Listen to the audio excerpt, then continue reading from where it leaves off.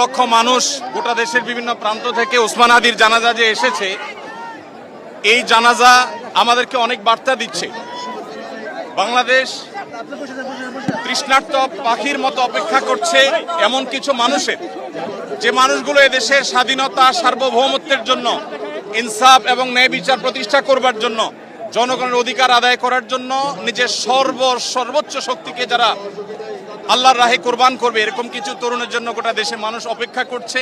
সেই তৃষ্ণা আমরা কিছুটা হলে অনুভব করেছি হাদির জানাজার মধ্যে, এত লক্ষ লক্ষ মানুষের এই উপস্থিতির মধ্য দিয়ে।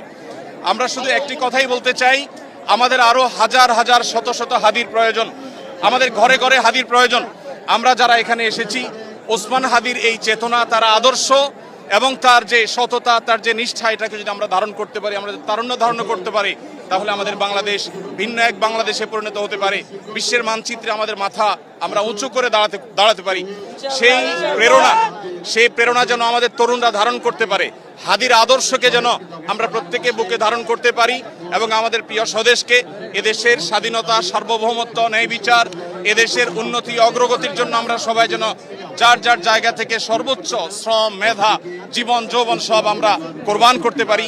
সেই শিক্ষা যেন আমরা ধারণ করতে পারি, এটাই হলো একমাত্র চাওয়া।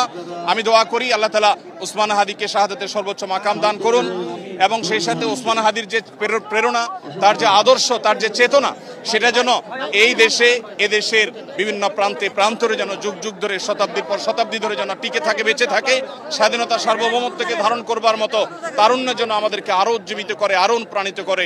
আমরা আরো বহু ওসমান হাদি আল্লাহর কাছে কামনা করি এবং ওসমান হাদির জান্নাতবাসী হওয়ার জন্য আমরা দোয়া করি।